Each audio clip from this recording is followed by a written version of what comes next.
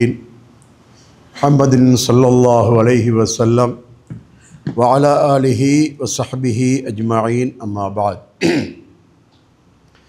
يا أيها الذين آمنوا اتقوا الله حق تقاته ولا تموتن إلا وأنتم مسلمون يا أيها الناس اتقوا ربكم الذي خلقكم من نفس واحدة وخلق منها زوجها وبث منهما رجالا كثيرا ونساء واتقوا الله الذي تساءلون به والأرحام إن الله كان عليكم رقيبا يا أيها الذين آمنوا اتقوا الله وقولوا قولا سديدا يصلح لكم أعمالكم ويغفر لكم ذنوبكم ومن يطع الله ورسوله فقد فاز فوزا عظيما. கண்ணியத்துக்குரிய எல்லாம் வல்ல அல்லாஹ்வின் நல்லடியார்களே, அன்புள்ள சகோதரர்களே, அல்லாஹ்வுடைய தீனில் இருந்து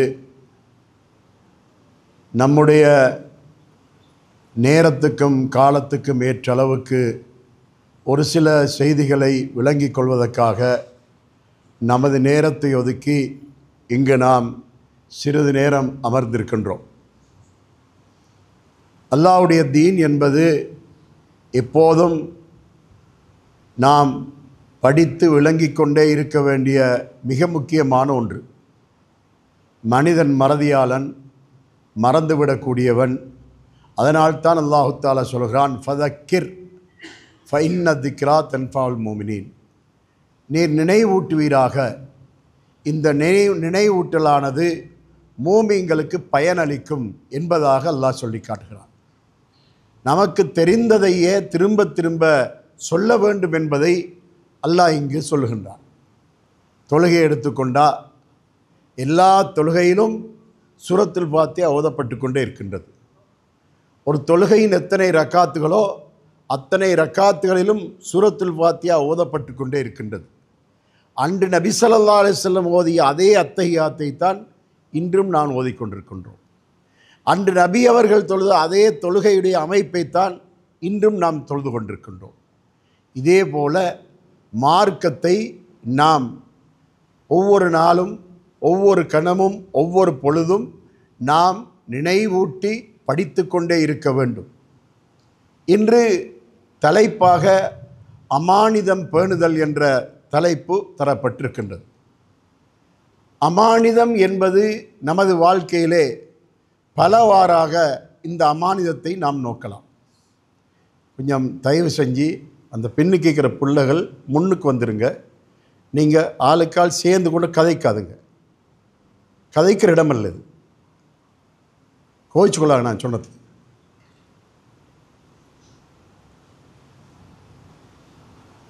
அமானிதம் என்பது இன்று பலவாறாக காணப்படுகின்றது. நமது வாழ்க்கையில் நம்மோடு தொடர்புடைய நம்முடைய குடும்பங்கள், சொந்த பந்தங்களோடு சம்பந்தப்பட்ட அமானிதம் இருக்கின்றது.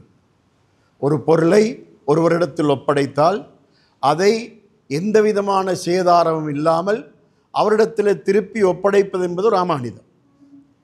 இது நமது சமூகத்திலே பேணப்படுகின்ற ஒரு முக்கியமான ஒரு வார்த்தை. இதே அமானிதம் மார்க்கம் என்ற ரீதியிலே வேறொரு வகையாக காணப்படுகின்றது. எப்படி என்று சொன்னால், இன்று நாம் மார்க்கத்தை தெரிந்து வைத்திருக்கின்றோம், படித்து வைத்திருக்கின்றோம். அதை நமது வாழ்க்கையிலே செயல்படுத்துவது என்பது ஒரு அமானிதம். ஏன் அல்லாஹ் தஆலா இந்த தீனை நமக்கு தந்திருக்கின்றான். இன்னல்லாஹ் அஸ்தஃபா லக்குமுத் தீன ஃபலா தமூதுன்ன இல்லா வ அன்தும் முஸ்லிமூன். அல்லாஹ் உங்களுக்கு ஒரு மார்க்கத்தை தெரிவு செய்து தந்திருக்கின்றான். நீங்கள் முஸ்லீம்களாக வென்றி மரணித்து விட வேண்டாம். இது ஒரு அமானிதம், அல்லாஹ் நமக்கு தந்திருக்கின்ற ஒரு அமானிதம். இந்த மார்க்கத்தை எந்த வடிவத்திலே நாம் பின்பற்ற வேண்டும், செயல்படுத்த வேண்டும் என்று அல்லாஹ்வுடைய தூதர் நமக்கு காட்டி தந்தார்களோ அதை அப்படியே செயல்படுத்துவது என்பது ஒரு அமானிதம். இந்த அமானிதம் இரண்டாவது ஒரு வகை இருக்கின்றது. அது எப்படி என்று சொன்னால், நாம் படித்திருக்கின்ற இந்த மார்க்கத்தை நாம் பிறருக்கு எடுத்து எத்தி வைப்பது என்பது ஒரு அமானிதம். மார்க்கத்தை நாம் படித்தால் நாம் மட்டும் அதை தெரிந்து வைத்திருக்க முடியாது. ஒரு செய்தியை கற்றோம் என்றால், ஒரு பாடத்தை கற்றுக்கொண்டோம் என்றால், அதை நாம் பிறருக்கு எத்தி வைப்பது என்பது ஒரு அமானிதம். நாம் மாத்திரம் அதை சுமந்திருக்க முடியாது. இந்த மார்க்கத்தை நாம் ஒவ்வொருவரும் தனித்தனியாக நாம் சுமந்திருக்க முடியாது. அதை நாம் பிறருக்கு எந்த அளவுக்கு நாம் எத்தி வைக்க முடியுமோ அந்த அளவு எத்தி வைத்து கொண்டிருக்க வேண்டும். இன்று நாம் அதாவது சமூக வலைத்தளங்களில் மீடியாக்களை பார்க்கின்றோம். யூடியூபுகளில் ஏதாவது ஒரு செய்தி வந்தால் அவர்கள் என்ன சொல்வார்கள்? இதை நீங்கள் பிறருக்கு பகிர்ந்து கொள்ளுங்கள், பிறருக்கு பகிர்ந்து கொள்ளுங்கள். பிறருக்கு பகிர்ந்து கொள்வது என்பது அவர்களுக்கு இலாபம். எந்த அளவுக்கு கூடுதலாக பகிரப்படுகிறதோ அந்த அளவு அந்த யூடியூபை நடத்துகின்றவருக்கோ அந்த யூடியூபில் கதைக்கின்றவருக்கோ இலாபம்.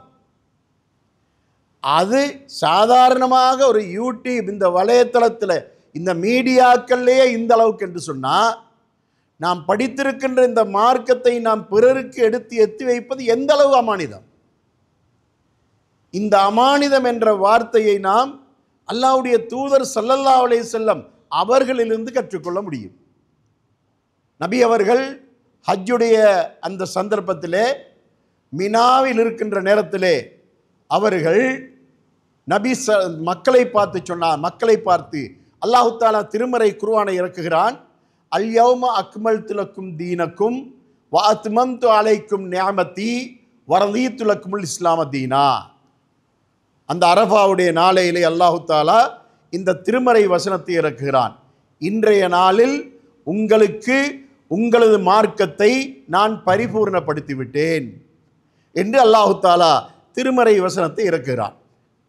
இந்த வசனத்தை இறக்கிய போது அல்லாஹ்வின் புறத்திலிருந்து இறக்க வேண்டிய அனைத்தையும் அல்லாஹ் இறக்கி வைத்து விட்டான். மார்க்கத்தை சம்பூர்ணப்படுத்தி விட்டான்.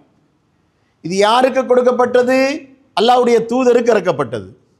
அல்லாஹ்வுடைய தூதருக்கு இறக்கப்பட்ட மார்க்கத்தை அல்லாஹ்வுடைய தூதர் என்ன செய்ய வேண்டும்? மக்களுக்கு எத்தி வைக்க வேண்டும். அல்லாஹ்வின் புறத்திலிருந்து அல்லாஹ் பூர்ணப்படுத்தியதாக சொன்னதை அல்லாஹ்வுடைய தூதர் ஸல்லல்லாஹு அலைஹி வஸல்லம் அவர்கள் மக்களை பார்த்து, எனக்கு எவைகளையெல்லாம் அல்லாஹ் எத்தி வைத்தானோ அவைகளையெல்லாம் நான் உங்களுக்கு எத்தி வைத்து விட்டேன் என்ற செய்தியை அவர்கள் உறுதிப்படுத்துவதற்காக மக்களை பார்த்து கேட்கிறார்கள், அல்லாஹ்வின் புறத்திலிருந்து எனக்கு அருளப்பட்ட எல்லாவற்றையும் நான் உங்களுக்கு எத்தி வைத்து விட்டேனா என்றொரு கேள்வியை நபி அவர்கள் கேட்கிறார்கள். அப்படி கேட்டபோது சஹாபாக்கள் ஆம் என்று பதில் சொல்லியிருக்கலாம். ஆனால் அவ்வாறு பதில் சொல்லவில்லை. எப்படி பதில் சொன்னார்கள் தெரியுமா? அத்தைத்தல் அமான பல்லகத்தல் உம்மா. அல்லாஹ்வுடைய தூதரே, உங்களுக்கு அல்லாஹ் வழங்கிய அமானிதத்தை நீங்கள் நிறைவேற்றி விட்டீர்கள். எது அமானிதம்? இந்த ரிசாலத், இந்த தூதுத்துவம், இந்த நபித்துவம் மக்களுக்கு எத்தி வைக்கப்பட வேண்டும் என்றதை அல்லாஹ் உங்களுக்கு இறக்கினான் அல்லவா? அந்த அமானிதத்தை நீங்கள் நிறைவேற்றி விட்டீர்கள். எதன் மூலமாக? பல்லகத்தல் உம்மா, மக்களுக்கு நீங்கள் எத்தி வைக்க வேண்டியவைகளை எத்தி வைப்பதன் மூலமாக அமானிதத்தை நீங்கள் நிறைவேற்றி விட்டீர்கள் என்று சஹாபாக்கள் சொல்லுகின்றார்கள். சகோதரர்களே, இங்கு நாம் கவனிக்க வேண்டிய முக்கியமான விஷயம் என்ன? இந்த மார்க்கம் என்பது அல்லாஹ்வின் புறத்திலிருந்து நமக்கு எத்தி வைக்கப்படுகின்ற, அல்லாஹ்வுடைய தூதர் மூலமாக நமக்கு எத்தி வைக்கப்பட்ட ஒரு அமானிதமாக இருந்து கொண்டிருக்கின்றது. இந்த அமானிதத்தை நாம் எவ்வாறு நிறைவேற்ற வேண்டும் என்பதையும் நபி ஸல்லல்லாஹு அலைஹி வஸல்லம் அவர்கள் அங்கே சொல்லி காட்டுகின்றார்கள். லியுபல்லிகி ஷாஹிது மின்குமுல் காயிப. இங்கு வந்திருப்போர், இங்கு வராதவர்கள் அனைவருக்கும் நான் சொன்ன செய்திகளை எத்தி வைக்க வேண்டும் என்று அவர்கள் கட்டளையிடுகிறார்கள்.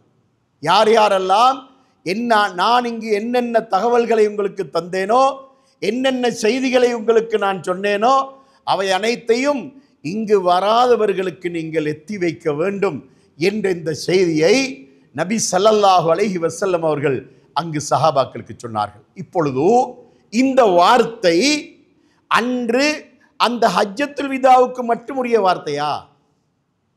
இல்லை. காலமெல்லாம் யார் யாரெல்லாம் எந்தெந்த இடத்திலெல்லாம் மார்க்கத்தை படிக்கிறார்களோ அவர்கள் ஒவ்வொருவரும் அதை படிக்காதவர்களுக்கு எத்தி வைக்க வேண்டும். யார் யாரெல்லாம் எந்த சபைகளிலெல்லாம் அமர்ந்து மார்க்கத்தை படிக்கின்றார்களோ அவர்கள் அந்த சபைக்கு வராதவர்களை கண்டால், நான் பயானுக்கு சென்றேன், இன்ன தலைப்பிலே பேசப்பட்டது, இன்னென்ன அம்சம் பேசப்பட்டது என்ற செய்திகளை வராதவர்களை கண்டால் சொல்ல வேண்டும். இப்பொழுது இன்று இந்த சபையிலே நீங்கள் அமர்ந்திருக்கின்றீர்கள், இங்கு சொல்லப்படக்கூடிய செய்திகளை கிரகிக்கின்றீர்கள், நீங்கள் புரியக்கூடிய மொழியில் தான் சொல்லப்படுகின்றது. இப்படி சொல்லப்படுகின்ற இந்த செய்திகளை நீங்கள் கிரகித்து கொண்டு சென்றால், நாளை நீங்கள் சந்திக்கும் போது இந்த சபையில் நீங்கள் காணாதவர்களை நீங்கள் கண்டால், நேற்று நீங்கள் பயானுக்கு வரவில்லை அல்லவா, இன்ன தலைப்பிலே பேசப்பட்டது, இன்னென்ன அம்சங்கள் பேசப்பட்டது என்ற செய்திகளை எல்லாம் அவர்களுக்கு எத்தி வைக்க வேண்டும். அதுக்கு எது முன்மாதிரி? அன்று நபி ஸல்லல்லாஹு அலைஹி வஸல்லம் அவர்கள் அந்த ஹஜ்ஜத்துல் விதாவிலே அவர்கள் சொன்ன அந்த செய்திதான் இங்கு வந்திருப்போர், இங்கு வராதவர்களுக்கு இங்கு சொல்லப்படுகின்ற செய்திகளை எத்தி வைக்க வேண்டும் என்று சொன்னார்கள் அல்லவா. அந்த நடைமுறை கியாம நாள் வரைக்கும் பின்பற்றப்பட வேண்டும். மறுமை நாள் வரைக்கும், இந்த உலகம் இருக்கின்ற காலம் வரைக்கும், இந்த தீனு இஸ்லாம் இந்த பூமியிலே பின்பற்றப்படுகின்ற காலம் வரைக்கும் இந்த வார்த்தை நடைமுறைக்கு வர வேண்டும். இந்த நடைமுறையிலே நாம் மார்க்கத்தை அன்று நபி ஸல்லல்லாஹு அலைஹி வஸல்லம் காலத்திலே சஹாபாக்கள் நபி அவர்கள் சொல்லக்கூடிய அந்த செய்திகளையும் போதனைகளையும் காது கொடுத்து கேட்டுவிட்டுத்தான் பிறருக்கு எத்தி வைத்தார்கள். ஆனால் இன்று காலப்போக்கிலே அல்லாஹு தஆலா மிக பெரும் வசதிகளை நமக்கு ஏற்படுத்தி தந்திருக்கின்றான். அந்த வசதிகள் என்ன? அதில் ஒன்று, நாம் குர்ஆனுடைய விளக்கங்களை படிக்கக்கூடிய வாசிக்கக்கூடிய வசதி, குர்ஆனுடைய விரிவுரைகளை வாசிக்கக்கூடிய வசதி, ஹதீஸுகளை வாசிக்கக்கூடிய வசதி, அதே போல இஸ்லாமிய நூல்களை வாசிக்கக்கூடிய வசதி நமக்கு இருக்கின்றது. நாம் அதை வாசிக்கிறோமா? அதிலே நாம் பல செய்திகளை தெரிந்து கொள்கின்றோமா? அதையும் நாம் பிறருக்கு பரிமாற வேண்டும். அதிலும் இன்னும் ஒரு வசதி அல்லாஹ் நமக்கு ஏற்படுத்தி தந்துட்டாங்க. காலம் போக போக வசதிகளையும் வாய்ப்புகளையும் அல்லாஹ் அதிகமாக தந்து கொண்டே இருக்கின்றான்.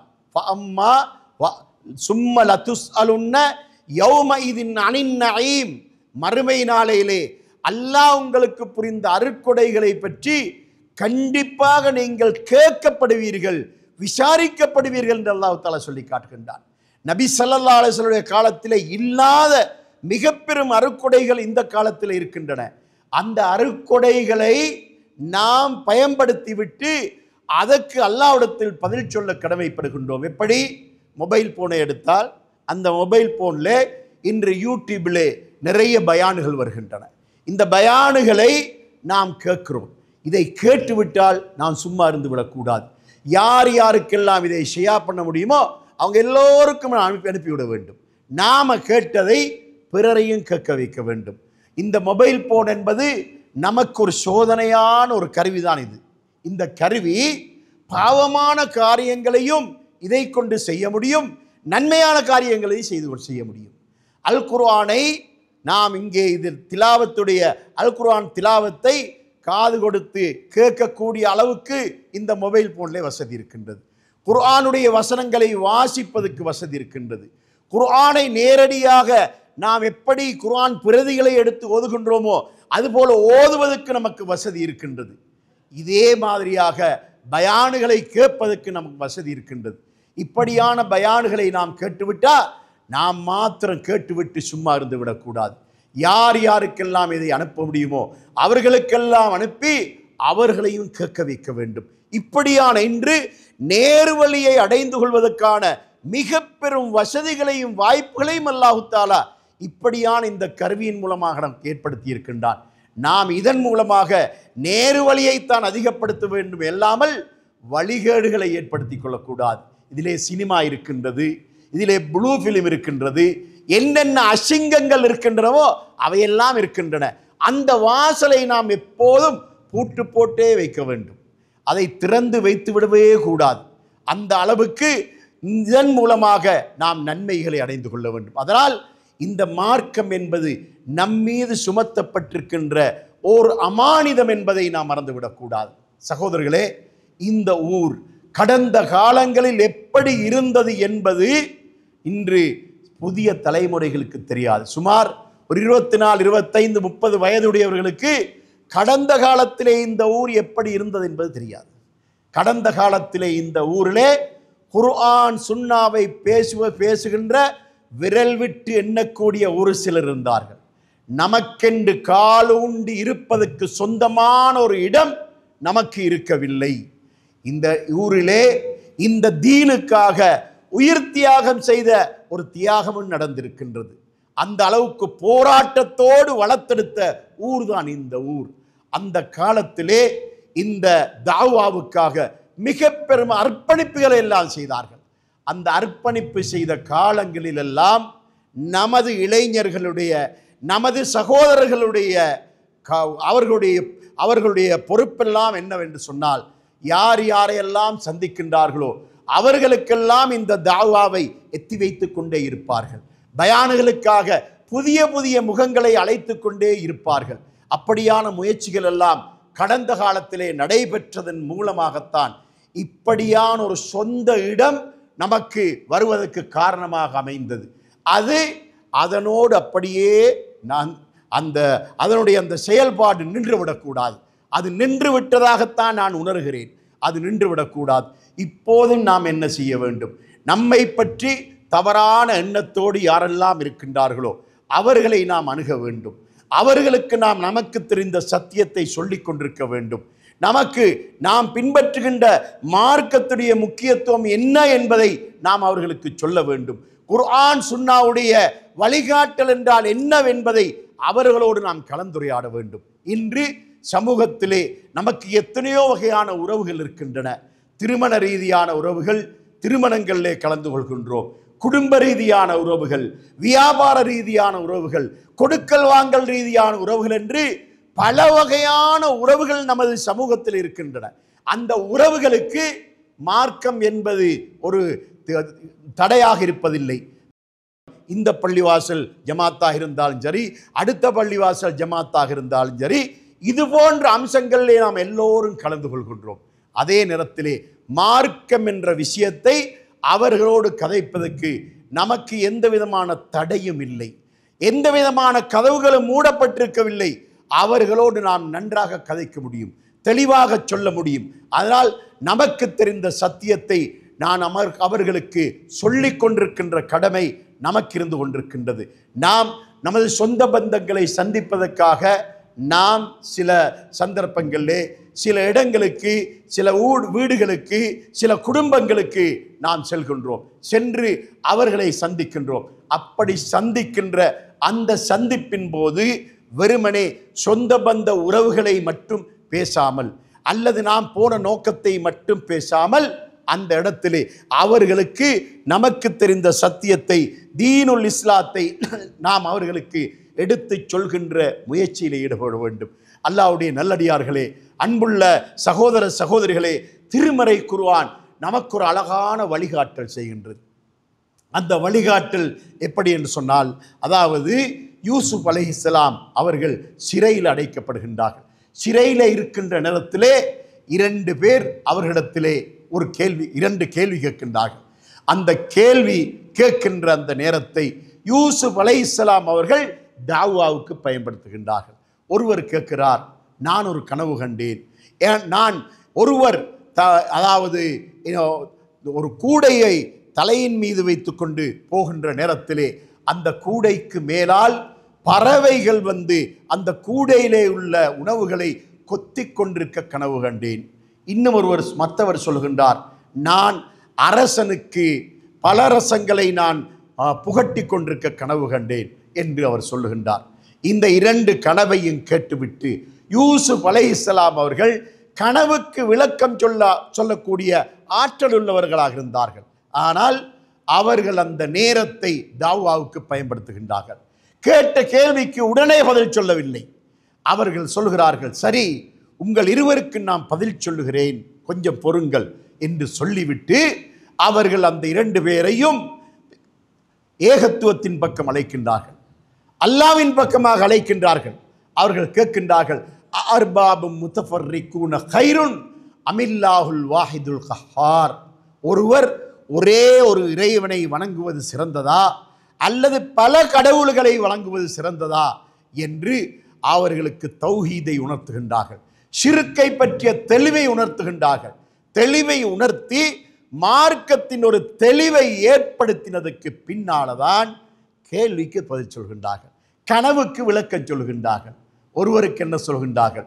நீ பலரசத்தை நீ அரசனுக்கு புகட்டினாயா, நீர் விடுதலை செய்யப்படுவாய், அதே பதவி உனக்கு திரும்பவும் கிடைக்கும். ஏற்கனவே அந்த பதவியில் தான் அவர் இருந்திருந்தார், மீண்டும் அதே பதவி உமக்கு கிடைக்கப் போகின்றது.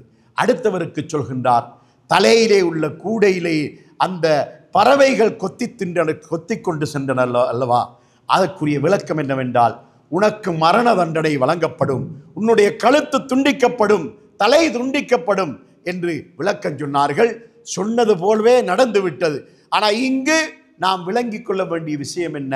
யூசுப் அலைஹிஸ்ஸலாத்திடத்திலே கேட்ட கேள்விக்கு நேரடியாக பதில் சொல்வதற்கு பதிலாக அவர்கள் அந்த இடத்திலே அவர்கள் அந்த 2 பேருக்கும் முதலாவது மார்க்கத்தை போதித்தார்கள்.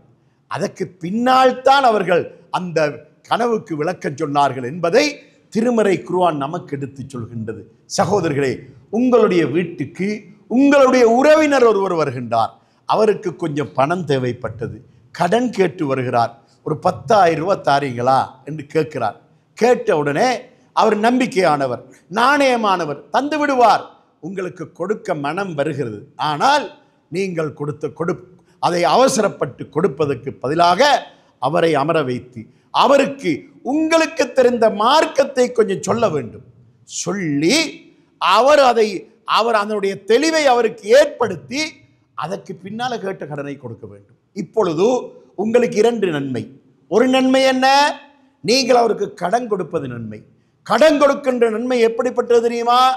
எப்படி ஹதீஸ் வருகிறது என்று சொன்னால், தர்மம் கொடுத்தால் 10 நன்மை, கடன் கொடுத்தால் 18 நன்மை. ஏன்? தர்மம் என்பது தேவை உள்ளவனுக்கும் கொடுக்கலாம், தேவை இல்லாதவனுக்கும் கொடுக்கலாம். ஆனால் கடன் என்பவன் தேவையுள்ளவன் மட்டும்தான் வாங்குவான், திருப்பித்தர வசதி உள்ளவன் மட்டும்தான் கடன் வாங்குவான். அதனால கடன் கேட்டால் கொடுக்க வேண்டும். ஆனால் அந்த கடனையும் எடுத்தெடுப்பிலே கொடுக்கக்கூடாது. யார் கடன் கேட்டு வந்தாரோ அவர் ஜமாத்தோடு தொடர்பில்லாதவராக, தாவாவோடு தொடர்பில்லாதவராக, அவர் ஒரு சாதாரண ஒரு தரத்திலே வாழக்கூடிய ஒரு முஸ்லீமாக இருக்கிறார் என்றால் அவரை தாவாவின் பக்கமாக நீங்கள் அழைப்பதற்கு அந்த சந்தர்ப்பத்தை பயன்படுத்த வேண்டும். இதே போல ஒருவர் நோயாளி ஒருவர் உதவி கேட்டு வருகிறார், அவருக்கு நீங்கள் உதவி செய்ய முடியும். ஆனால் அந்த நோயாளியை நீக்கு உதவி செய்வதற்கு முன்னதாக அவருக்கு நீங்கள் தாவாவை கொடுக்க வேண்டும். அந்த தாவாவை கொடுத்து விட்டுத்தான் நீங்கள் அவருக்கு அந்த உதவியை செய்ய வேண்டும். இதே போல எந்தெந்த வாய்ப்புகள், எந்தெந்த சந்தர்ப்பங்கள் நமக்கு கிடைக்கின்றனவோ அந்த சந்தர்ப்பங்களை எல்லாம் நாம் தாவாவுக்கு பயன்படுத்த வேண்டும். சகோதரர்களே, அன்று நபி ஸல்லல்லாஹு அலைஹி வஸல்லம் அவர்கள் ஹிஜ்ரத்து செல்வதற்கு முன்னதாக 1000 பேர் கூட மதீனாவுக்கு செல்லவில்லை. அந்த அளவுக்கு குறைவான மக்கள் தான் ஹிஜ்ரத்து சென்றார்கள். ஆனால் மதீனாவுக்கு சென்றதற்கு பின்னால 10 வருடமாகுவதற்கிடையில 1,00,000க்கு மேற்பட்ட தோழர்களோடு நபி ஸல்லல்லாஹு அலைஹி வஸல்லம் அவர்கள் ஹஜ்ஜுக்கு வந்தார்கள் என்றால், அந்த 13 வருடங்கள் பட்ட கஷ்டத்திலே 1000 பேர் கூட இல்லாத அளவுக்குத்தான் மதீனாவுக்கு ஹிஜ்ரத்து சென்றார்கள். ஆனால் அதற்கு பின்னால் உள்ள அந்த 10 வருடங்களுக்கு இடையிலே 1,00,000க்கும் அதிகமானவர்கள் இஸ்லாத்தின் பக்கம் வந்தார்கள் என்றால் அவர்கள் சும்மா வரவில்லை. அவர்களை இஸ்லாத்தின் பக்கமாக நபி ஸல்லல்லாஹு அலைஹி வஸல்லம் அவர்களும் சஹாபாக்களும் அழைத்ததின் காரணமாகத்தான் அவர்கள் இஸ்லாத்தின் பக்கம் வந்தார்கள். அதே போல நாம் ஐவேளை பள்ளிவாசலுக்கு வருகிறோம், தொழுகிறோம், வீட்டுக்கு போய்விடுகின்றோம், இஷா தொழுகைக்கு பின்னால் வீட்டுக்கு போகின்றோம், நித்திரை கொண்டு விடுகின்றோம். இதுவல்ல நம்முடைய கடமை. இதன் மூலமாக இந்த ஊரிலே தாவா வளர முடியாது. இந்த ஊரிலே தாவா வளர வேண்டும் என்று சொன்னால் நாம் திட்டமிட வேண்டும். நமக்கு தெரிந்த ஒவ்வொருவரையும் நாம் சந்திக்கின்ற முயற்சியில் ஈடுபட வேண்டும். நாம் இந்த வாரத்தில் இத்தனை பேரை சந்திக்க வேண்டும், அடுத்த வாரத்தில் இத்தனை பேரை சந்திக்க வேண்டும் என்று சொல்லி நாம் திட்டமிட்டு நமது நண்பர்களை, நமது உறவினர்களை நாம் சந்தித்து நமக்கு தெரிந்த சத்தியத்தை நாம் பிறருக்கு எடுத்து சொல்ல வேண்டும். அப்படி போகின்ற இடங்களிலே ஏதாவது சந்தேகங்கள் வருமாயிருந்தால் நீங்கள் உங்களுக்கு தெரிந்த உலமாக்களுடைய மொபைல் நம்பரை கொடுத்து விடலாம். இவர்களிடத்தில் இதற்குரிய கேள்விகளை கேளுங்கள், அவர்கள் உங்களுக்கு பதில் சொல்வார்கள். அப்படி இல்லை என்றால் நீங்கள் மஸ்ஜிதுக்கு வாருங்கள், எங்களுடைய மஸ்ஜிதிலே இமாம் இருக்கிறார், உலமாக்கள் இருக்கிறார்கள், அவரிடத்திலே கேள்வி கேளுங்கள், அவர்கள் உங்களுக்கு பதில் சொல்வார்கள் என்றெல்லாம் அவர்களை நாம் இஸ்லாத்தின் பக்கம் அழைப்பதற்கு நமக்கு நல்ல வாய்ப்பு இருந்து கொண்டிருக்கின்றது. அதனால நமக்கு ஐவேளை தொழுவது, நோன்பு நோட்பது போன்ற கடமைகள் மட்டும் நமக்கு கடமை இல்லை. நமக்குரிய கடமை என்ன? நமக்கு தெரிந்த சத்தியத்தை நாம் பிறருக்கு எடுத்து சொல்லுகின்ற கடமை நமக்கு இருந்து கொண்டிருக்கின்றது. அதில் முதல் தரமான ஒரு கடமை இருக்கின்றது. அந்த கடமையிலே நாம் மிக மிக கவனமாக நமது மக்கள் இருந்து கொண்டிருக்கின்றார்கள். அல்லாஹு தாலா நபி ஸல்லல்லாஹு அலைஹி வஸல்லம் அவர்களுக்கு இந்த தாவாவை அல்லாஹ் படித்தரமாக காட்டி கொடுத்தான். முதலாவது படித்தரம் என்ன? நபி ஸல்லல்லாஹு அலைஹி வஸல்லம் அவர்களுக்கு அல்லாஹு தாலா சத்தியத்தை சொல்லி அவர்களை பின்பற்ற வைத்தான். அவர்கள் பின்பற்றி கொண்டிருந்தார்கள். அந்த நேரத்திலே அல்லாஹு தாலா திருமறை குர்ஆன் 26வது அத்தியாயத்தின் 214வது வசனத்தை இறக்குகிறான். வஅன்திர் அஷீரத்தக்கல் அக்ரபீன், உம்முடைய நெருங்கிய உறவினர்களுக்கு அச்சமூட்டி எச்சரிக்கை செய்வீராக என்று அல்லாஹ் 2வது கட்டத்தை சொல்கின்றான். அதனால் நாம் ஊருக்கு சொல்வதற்கு முன்னதாக 2வது கட்டமாக நாம் நம்முடைய உறவினர்கள், நம்முடைய சொந்த பந்தங்கள், தாய் வழி உறவுகள், தந்தை வழி உறவுகள் என்று சொல்ல உறவுகளுக்கு நாம் எடுத்து மார்க்கத்தை சொல்கின்ற கடமை 2வதாக இருந்து கொண்டிருக்கின்றது.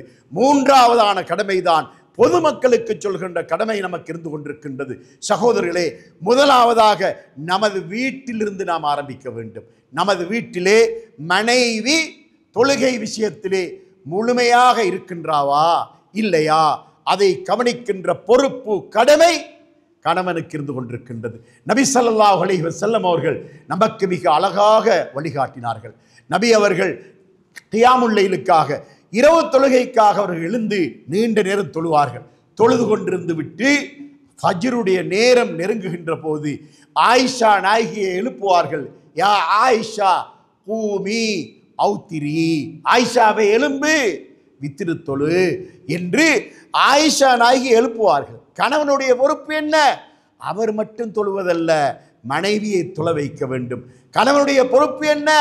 ஐவேளை தொழுகையையும் அவர் மட்டும் நேரத்துக்கு தொழுவதல்ல, மனைவி தொழுகின்றாவா அதை கவனிக்க வேண்டும். அது மட்டுமல்ல, ஒரு வீட்டிலே தந்தையுடைய பொறுப்பு என்ன?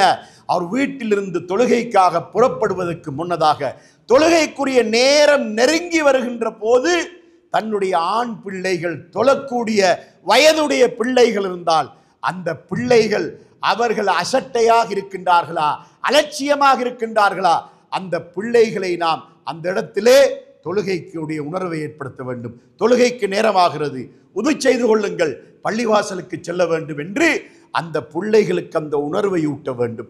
பிள்ளைகள் வீட்டிலே இருக்க தந்தை அவர் பாட்டிலே பள்ளிவாசலுக்கு வரக்கூடாது. அவர் பள்ளிவாசலுக்கு வருகின்ற போது வீட்டில் இருக்கின்ற பிள்ளைகளையும் கூடவே அழைத்து வரக்கூடியவராக அவர் இருக்க வேண்டும். இப்படி வெளியிலே உள்ள மக்களுக்கு மார்க்கம் சொல்வதற்கு முன்னதாக வீட்டை அவர் பரிபூர்ணப்படுத்த வேண்டும். மனைவியை, பிள்ளைகளை மார்க்கத்திலே பரிபூர்ணப்படுத்த வேண்டும். அது மட்டுமல்ல, பிள்ளைகளுக்கு உணர்வூட்ட வேண்டும். குர்ஆனை வாசிக்க வேண்டும், ஹதீஸ்களை வாசிக்க வேண்டும், திருமறை குர்ஆனை தினமும் ஓத வேண்டும் என்று பிள்ளைகளுக்கு நாம் பயிற்சி கொடுக்க வேண்டும். அந்த பிள்ளைகள் அதை, தந்தை அதை செய்து காட்ட வேண்டும், பிள்ளைகளையும் அதை செய்ய வேண்டும். இப்படி ஒருவர் தன்னுடைய வீட்டை சரி செய்வாராக இருந்தால் அந்த ஊரே சரியாக வந்துவிடும். உதாரணத்துக்கு எடுத்துக்கொண்டால், ஒரு ஊரிலே ஒரு 500 குடும்பங்கள் இருக்கின்றன.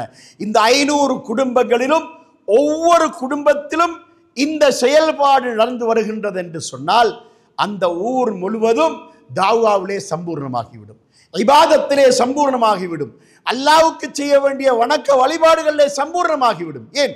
ஒவ்வொரு வீட்டிலும் தாயும் தந்தையும் தங்களுடைய பிள்ளைகளை இதே வழியிலே வழிநடத்துவார்களாயிருந்தால் அந்த ஊரிலே நல்ல பண்பாடுள்ள பிள்ளைகளாக, மார்க்க பெற்றுள்ள பிள்ளைகளாக அந்த ஊரில் இருக்கின்ற சகல பிள்ளைகளையும் காண முடியும். அதனால் தான் அல்லாஹு தாலா மிக இலகுவான ஒரு வழிகாட்டல், தாவாவிலே மிக இலகுவான ஒரு வழிகாட்டலை அல்லாஹ் தஆலா நமக்கு செய்திருக்கின்றான். அதாவது யா அய்யுஹல்லதீன ஆமனு கூ அன்ஃபுஸக்கும் வ அஹ்லீக்கும் நாரா வகூதுஹன் நாஸ் வல் ஹிஜாரா. அல்லாஹ் தஆலா 66வது அத்தியாயத்தின் 6வது வசனத்திலே சொல்லி காட்டுகின்றான், மூமின்களே நீங்கள் உங்களையும் உம்மையும் உமது குடும்பத்தையும் நரக நெருப்பிலிருந்து பாதுகாத்துக் கொள் என்று அல்லாஹ் தஆலா சொல்லுகின்றான். இப்பொழுது ஒரு வீட்டில் இருக்கின்ற தந்தைக்குரிய பொறுப்பு கடமை என்ன என்பதை அல்லாஹ் இந்த வசனத்திலே சொல்கின்றான். முதலாவது கூ அன்ஃபுஸக்கும், உம்மை நீ நரகத்தை விட்டு பாதுகாத்துக்கொள். இரண்டாவது வ அஹ்லீக்கும், உம்முடைய குடும்பத்தை நரக நெருப்பை விட்டு பாதுகாத்துக்கொள்.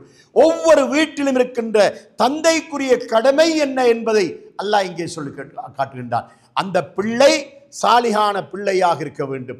அந்த பிள்ளை பாவத்துக்கு பயப்படுகின்ற பிள்ளைகளாக இருக்க வேண்டும். அந்த பிள்ளைகள் நன்மைகளுக்கு ஆசைப்படுகின்ற பிள்ளைகளாக இருக்க வேண்டும் என்பதை இங்கு அல்லாஹ் தஆலா இந்த திருமறை வசனத்தின் மூலமாக உணர்வூட்டுகின்றான். அதனால் ஒரு தந்தையுடைய கடமை என்ன, ஒரு தாயுடைய கடமை என்ன என்பதை அல்லாஹ் தஆலா இந்த வசனத்தின் மூலமாக நமக்கு உணர்த்துகின்றான். அதனால் வெளியுலகத்துக்கு தாவா செய்வதற்கு முன்னதாக ஒவ்வொருவரும் தம்முடைய வீட்டை சரி செய்வார்களாயிருந்தால் வெளியுலகத்துக்கு தாவா செய்வது என்பது மிக இலகுவான காரியமாக ஆகிவிடும். அதனால் அல்லாஹ்வுடைய நல்லடியார்களே, அன்புள்ள தோழர்களே, இந்த தாவா என்பது இருக்கின்றது, இது நம்மீது சுமத்தப்பட்ட மிக முக்கியமான ஒரு அமானிதம் என்பதை நாம் மறந்துவிடக்கூடாது. அல்லாஹ்வுடைய தூதர் ஸல்லல்லாஹு அலைஹி வஸல்லம் அவர்கள் இதனை ஒரு அமானிதமாக நமக்கு காட்டி தந்திருக்கின்றார்கள். சஹாபாக்களும் கூட இதனை ஒரு அமானிதம் என்று ஏற்றுக்கொண்டார்கள் என்பதை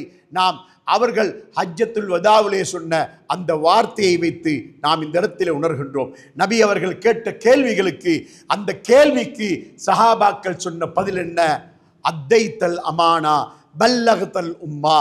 அல்லாஹ்வுடைய தூதரே, நீங்கள் உங்கள் மீது சுமத்தப்பட்ட அமானிதத்தை நிறைவேற்றி விட்டீர்கள், மக்களுக்கு எத்தி வைக்க வேண்டியவைகளை எத்தி வைத்து விட்டீர்கள் என்று அல்லாஹ் தஆலா அல்லாஹ்வுடைய தூதர் ஸல்லல்லாஹு அலைஹி வஸல்லம் அவர்களை பார்த்து சஹாபாக்கள் சொன்னதாக நாம் இந்த இடத்திலே தெரிந்து கொள்கின்றோம். சகோதரர்களே, அல்லாஹ் தஆலா திருமறை குர்ஆன் 9வது அத்தியாயத்தின் 71வது வசனத்திலே சொல்லி காட்டுகின்றான், வல் முஃமினூன வல் முஃமினாத்து பாதுஹும் மௌலியா பாத். மூமினான ஆண்களும் மூமினான பெண்களும் தங்களுக்குள் ஒருவருக்கொருவர் உற்ற நேசர்களாக இருந்து கொண்டிருக்கின்றார்கள். எதன் மூலமாக? யஅ்முரூன பில் மஅரூஃபி வயன்ஹவுன அனில் முன்கரி. அவர்கள் நன்மைகளை ஏவுகின்றவர்களாக இருக்கின்றார்கள், தீமைகளை விட்டும் தடுக்கின்றவர்களாக இருக்கின்றார்கள்.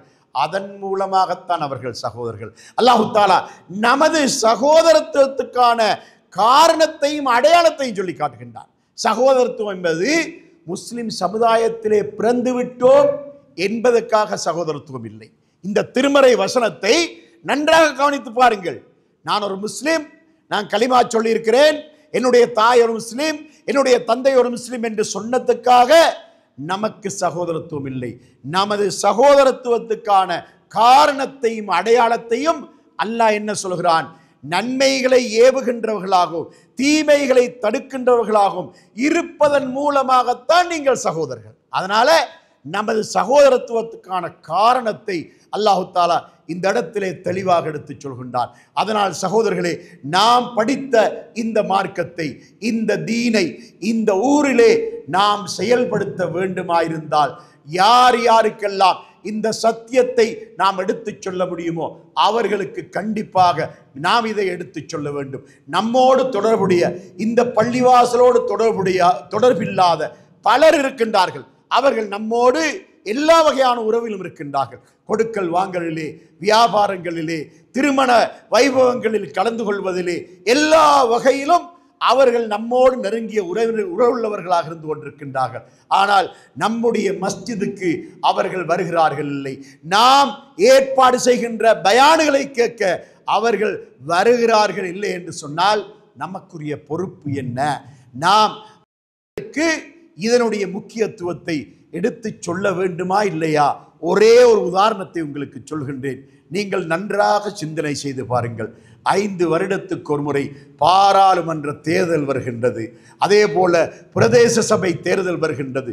இந்த தேர்தல் வந்துவிட்டால் அந்த தேர்தல் களத்திலே யாரெல்லாம் அபேட்சகர்களாக இருந்து கொண்டிருக்கின்றார்களோ அவர்கள் வெற்றி பெறுவதற்காக வீடு வீடாக பயணிக்கிறார்களா இல்லையா? ஒரு குழு, அதற்கென்றொரு குழு தயாராகி வீடு வீடாக போய் அவர்களுக்கு ஹேண்ட்பில்ஸ்களையும் நோட்டீஸ்களையும் கொடுக்கிறார்கள். அவர்களோடு பேசுகிறார்கள். தங்களுடைய கட்சியுடைய எதிர்கால திட்டங்கள் என்ன என்பதை அவர்களுக்கு சொல்லுகின்றார்கள். இப்படியான ஒரு பிரச்சாரம் நடக்கின்றதா இல்லையா? இந்த பிரச்சாரம் எதற்காக? சுவர்க்கம் செல்வதற்காகவா? மஹ்ஷர் மைதானத்துடைய விசாரணை இலகுபடுத்துவதற்காகவா? அல்லது சக்கராத்துடைய நேரத்திலே நம்முடைய மௌத்து இலகுவாக ஏற்பட வேண்டும் என்பதற்காகவா? எதற்காக இந்த பிரச்சாரம்? ஒருவரை பதவியிலே அமர்த்துவதற்காக.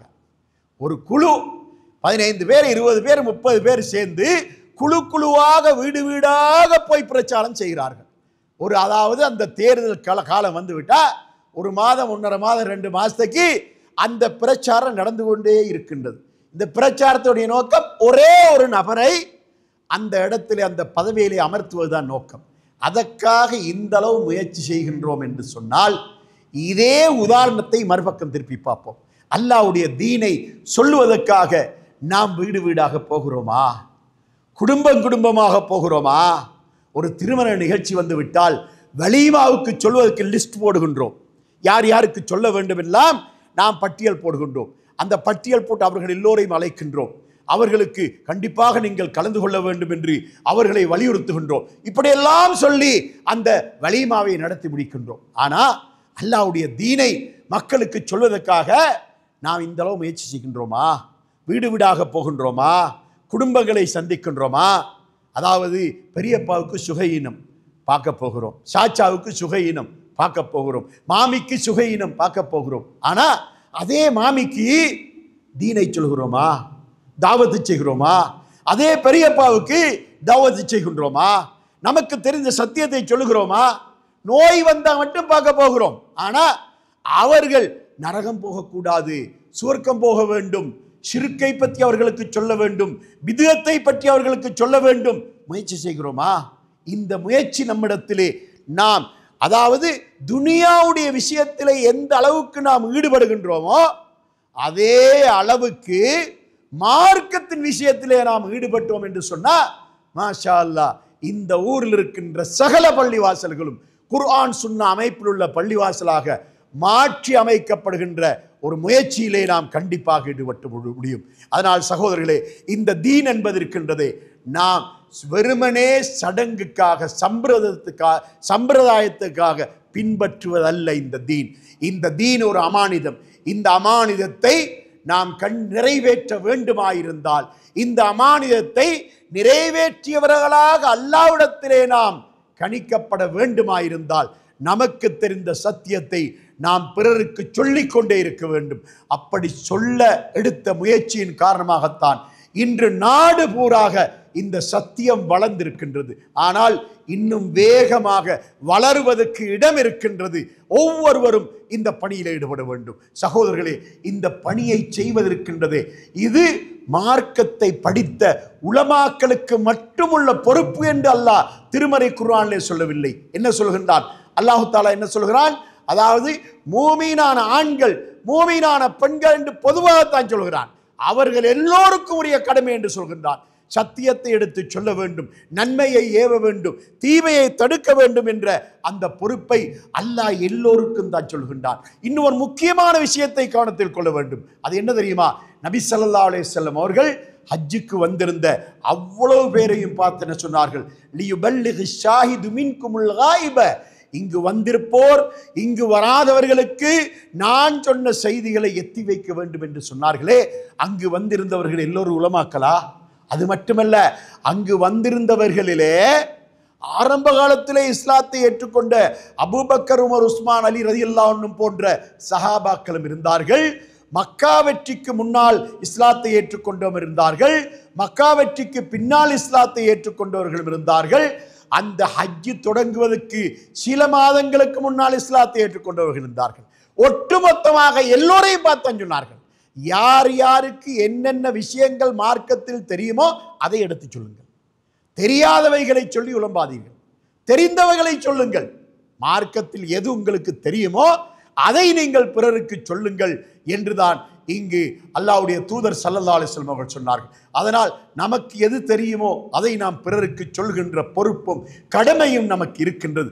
ஆகவே நாம் இந்த தீன் மக்களுக்கு மத்தியிலே சென்றடைவதற்கு நாம் எடுக்கின்ற கடுமையான உழைப்பு, கடுமையான முயற்சி மிக மிக அவசியம் என்பதை கவனத்தில் கொண்டு சத்திய இஸ்லாத்தை இந்த பூமியிலே நிலைநாட்டுவதிலே ஒருவருக்கொருவர் ஒத்துழைப்பாக இருக்க வேண்டும். அல் குர்ஆன் 5வது அத்தியாயத்தின் 2வது வசனத்திலே அல்லாஹ் சொல்கிறான், வதஆவனு அலல் பிர்ரி வத்தக்வா, நீங்கள் அல்லாஹ்வை பயந்து நடக்கவும் நன்மையான காரியங்கள் செய்யவும் ஒருவருக்கொருவர் உதவியாக இருங்கள் என்று அல்லாஹ் சொல்கின்றார். இந்த தீனை இந்த பூமியிலே நிலைநாட்டுவதிலே நாம் எல்லோரும் ஒருவருக்கொருவர் உதவியாக இருந்து நாம் மார்க்கத்தை எந்த அளவுக்கு பின்பற்றுகின்றோமோ அதே அளவுக்கு பிறருக்கு எத்தி வைக்கின்ற இந்த கடமையையும் நிறைவேற்றுவதிலே நாம் எல்லோரும் ஒருவருக்கொருவர் உதவியாக ஒத்துழைப்பாக இருக்க வேண்டும் என்பதை கூறி விடைபெறுகிறேன். வஆகிர் தஅவானா அனில் ஹம்துலில்லாஹி ரப்பில் ஆலமீன்.